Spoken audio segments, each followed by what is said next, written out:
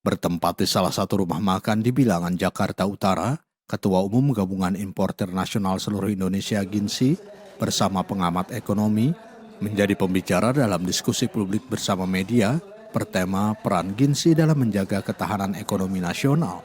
Ketua Umum Gabungan Importer Nasional Seluruh Indonesia (GINSI), Subandi, mengaku pihaknya siap berkolaborasi dengan pemerintah dengan ikut memantau dan menjaga beberapa aturan dan regulasi terkait impor pangan agar program swasembada pangan dapat segera terwujud.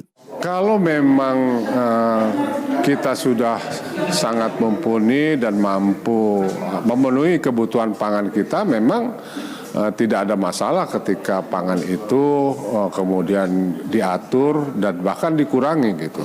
Hanya saja ketika pangan kita juga belum bisa diandalkan dan kecukupannya juga masih relatif kurang, maka sebetulnya jalan satu-satunya adalah kita mendatangkan pangan dari luar negeri untuk memenuhi kebutuhan masyarakat Indonesia. Sementara itu, pengamat ekonomi Hudori memandang keputusan impor pangan pemerintah sudah tepat. Ia pun mengutip data terakhir BPS bahwa produksi beras nasional tahun ini turun dibandingkan tahun lalu, meskipun ada surplus namun sangat kecil. Ia menambahkan kebutuhan beras sebanyak 3,5 juta ton, namun hanya terisi 2 juta ton, sehingga impor menjadi sebuah keniscayaan untuk memenuhi kebutuhan hidup masyarakat. Menurutnya yang terpenting pemerintah harus bisa memastikan dan mengatur jumlah kebutuhan, waktu dan distribusinya secara cepat dan cermat.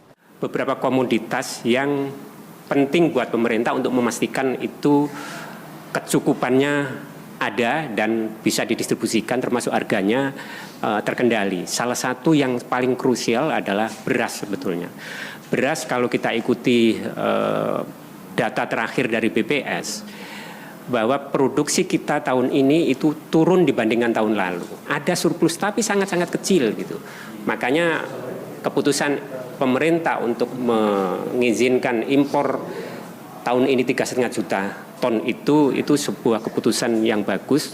Hudori pun mengingatkan kebutuhan beberapa komoditas seperti beras, gula, minyak goreng, hingga bumbu seperti bawang, cabai rawit dan cabai merah di Indonesia dari waktu ke waktu semakin tinggi. Dari Jakarta, Ihsan Riansyah, Nusantara TV melaporkan.